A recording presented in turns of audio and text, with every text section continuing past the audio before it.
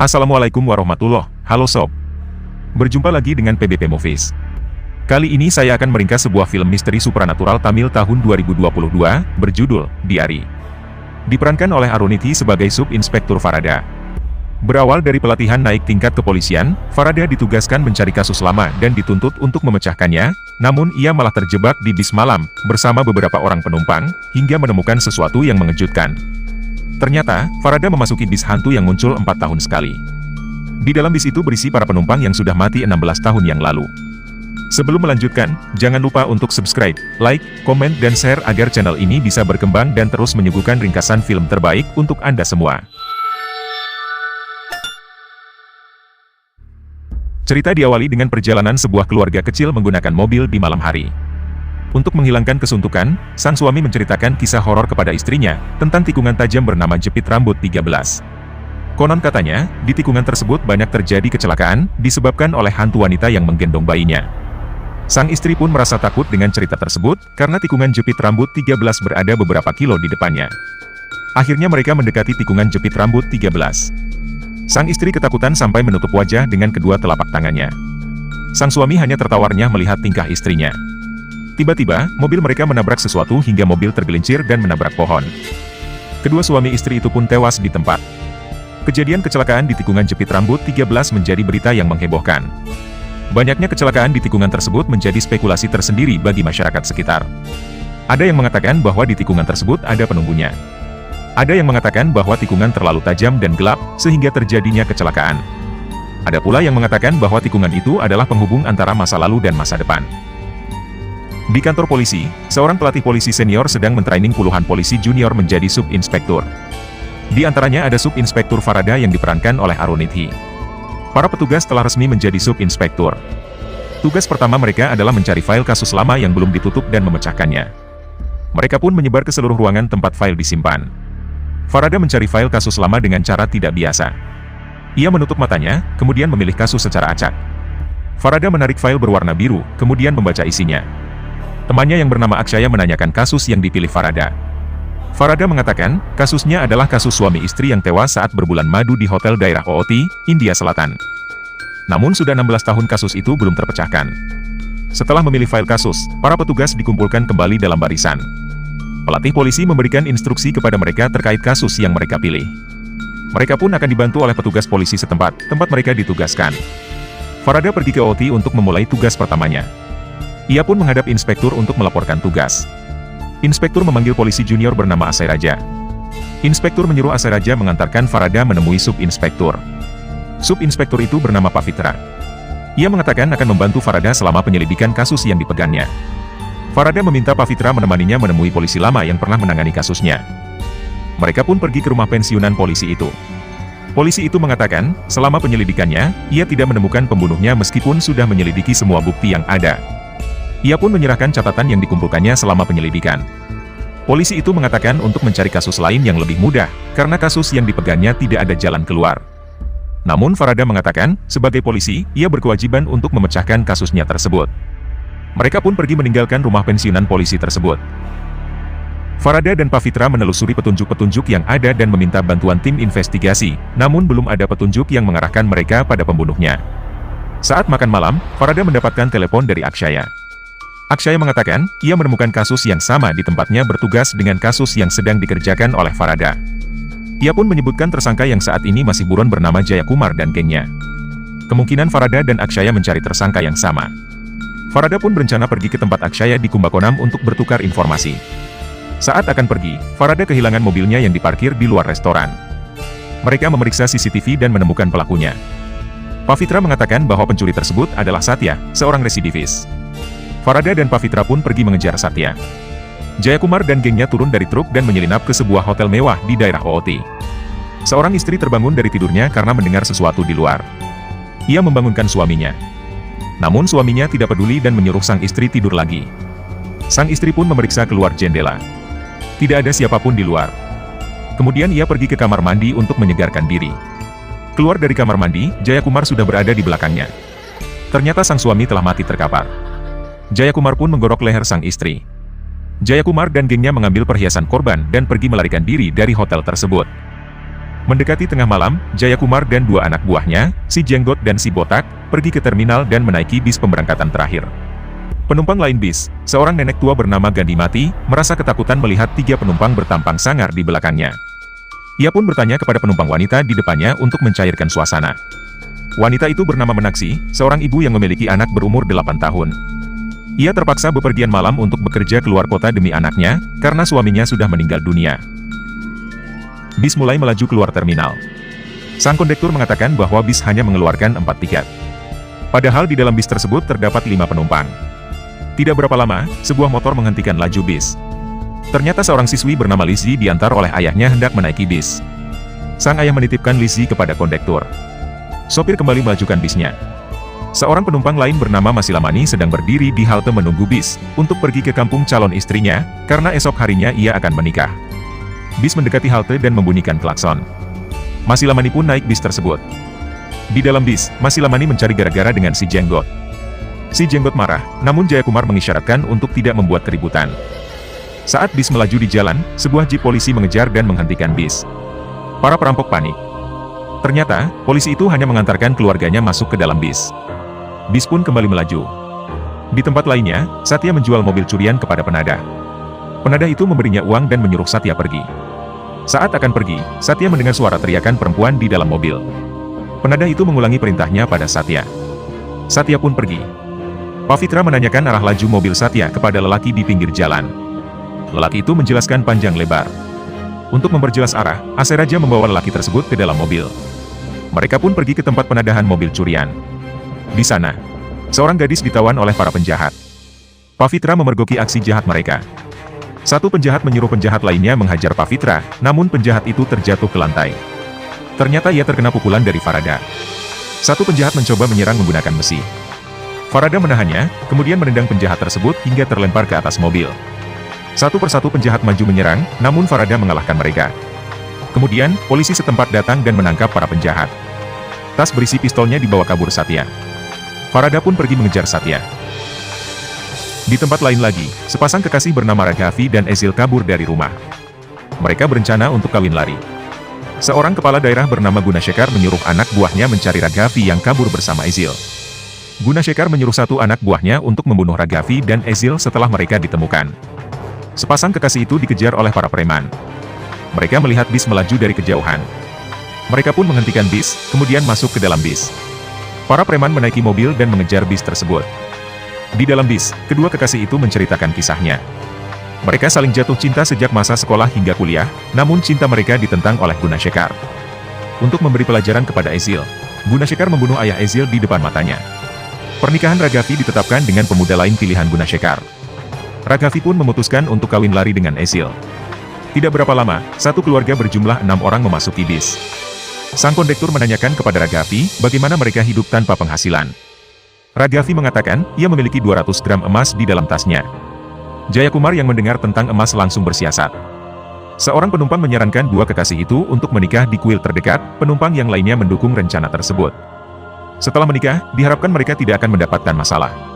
Mereka pun setuju untuk menikah. Bis berhenti di kuil terdekat.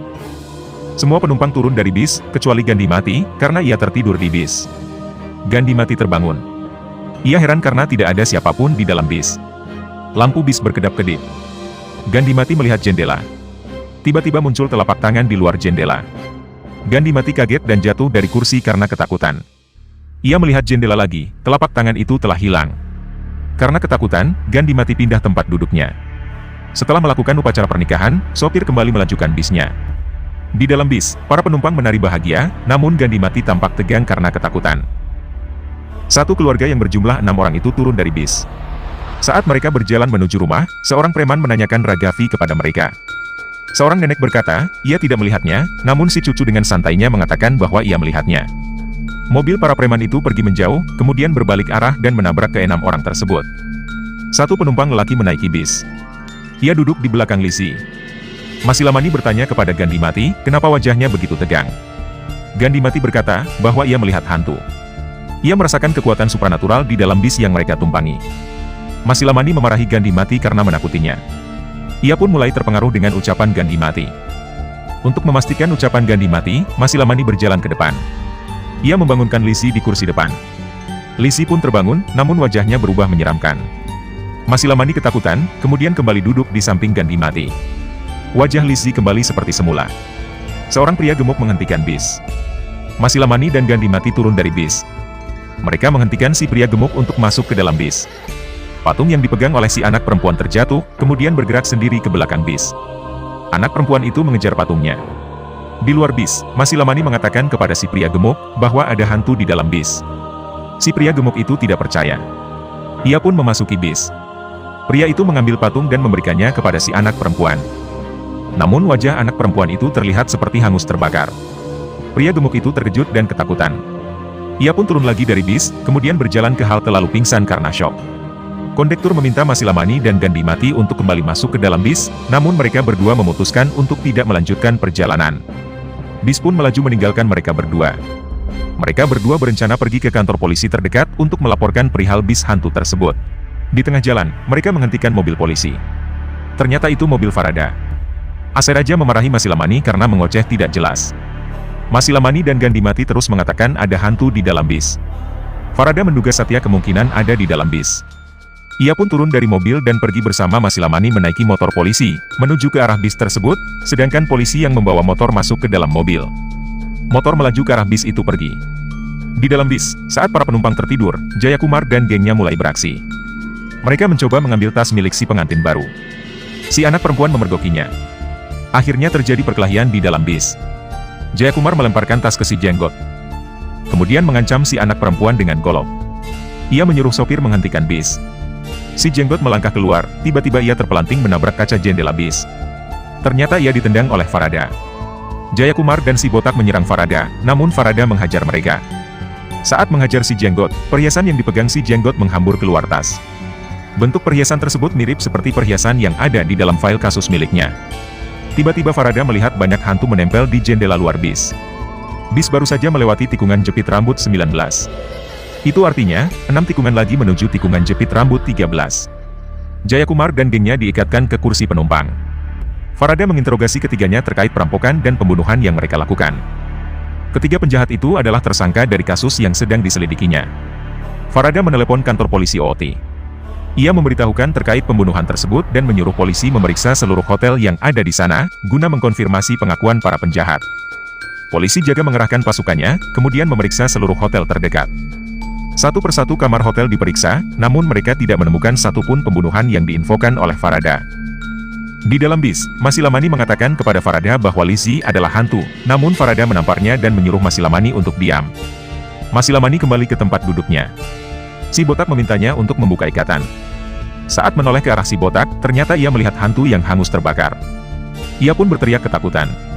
Seluruh penumpang memelototinya. Masilamani melihat ke arah si botak, tampilannya kembali normal seperti manusia lainnya. Ia pun berjanji untuk diam. Farada menelepon Pavitra. Ia menyuruh Pavitra memeriksa detail bis yang sedang ia tumpangi, sedangkan Farada akan mendata siapa saja yang ada di bis. Farada menambahkan bahwa bis yang ia tumpangi memiliki banyak keanehan. Telepon terputus. Farada pun mendekati Lizzie. Ia membangunkannya. Lizzie terbangun kaget karena mimpi buruk. Ia bermimpi Farada menembak salah satu penumpang, sedangkan Farada berkata bahwa ia tidak membawa pistol. Farada pun menanyakan satu persatu nama penumpang yang naik. Pavitra menanyakan detail bis kepada petugas di terminal. Petugas itu memeriksa catatannya. Tidak ada bis dengan plat nomor yang disebutkan Pavitra. Bis terakhir beroperasi pukul 11 malam, namun bis tersebut telah sampai di terminal akhir. Pavitra dan dua polisi lainnya pun heran mendengar penjelasan petugas terminal. Pavitra mencoba menelepon Farada, namun tidak tersambung. Seorang lelaki menghentikan bis. Ternyata ia adalah Satya yang dicari Farada. Satya memasuki bis tersebut tanpa mengetahui ada polisi di dalamnya. Farada menghajar Satya dengan keras. Menaksi memarahi Farada karena menghajar orang semena-mena. Farada menjelaskan bahwa Satya adalah pencuri yang dicarinya. Farada mengambil tas yang dicuri Satya. Menaksi mengusap luka Satya dan membantunya duduk di kursi. Ia mengatakan bahwa wajah Satya mirip seperti saudaranya. Farada memeriksa tasnya, kemudian sebuah pistol jatuh ke lantai bis. Farada pun mengambilnya. Lizzie ketakutan, karena mimpinya mungkin akan menjadi kenyataan. Pavitra menelepon Farada lagi, akhirnya tersambung. Ia mengatakan bahwa bis yang ditumpangi Farada tidak ada dalam daftar. Farada semakin heran. Untuk memastikan lagi, Farada meminta kondektur menunjukkan kartu identitasnya. Tiba-tiba para penjahat muncul dan menghentikan bis. Mereka memasuki bis dan mengacungkan golok ke arah pengantin baru. Seorang penumpang perempuan mengatakan bahwa mereka sudah menikahkan keduanya. Satu penjahat menelepon bosnya menjelaskan info tersebut. Gunashekar memerintahkan mereka untuk membunuh semua yang ada di bis. Seorang penjahat menebaskan goloknya ke arah Ezil, namun Ragavi mendorong Ezil ke bawah, sehingga golok mengenai leher Ragavi. Semua penumpang kaget melihat pemandangan mengerikan tersebut. Ragavi jatuh ke kursi dan menutup matanya. Ezil menangis histeris karena istrinya mati di depannya. Farada yang marah, menembak para penjahat. Satu penjahat melempar besi ke arah Farada, hingga pistol terlempar keluar. Farada menghajar para penjahat dengan tangan kosong. Penumpang lain membantu menghajar para penjahat. Sopir melajukan bisnya. Satu penjahat menebas leher belakang sopir. Sopir pun kehilangan keseimbangan. Bis melaju sempoyongan, hingga menabrak mobil yang melaju di seberangnya. Bis yang oleng, menabrak pembatas jalan dan menyangkut di pinggir jurang. Satu penumpang lelaki jatuh ke dalam jurang bersama para penjahat yang mati. Anak istrinya menangisi si lelaki tersebut. Farada berusaha menolong para penumpang keluar bis. Masilamani keluar terlebih dahulu. Farada melempar tali keluar. Masilamani memegangnya dari luar, sedangkan Farada memegang dari dalam.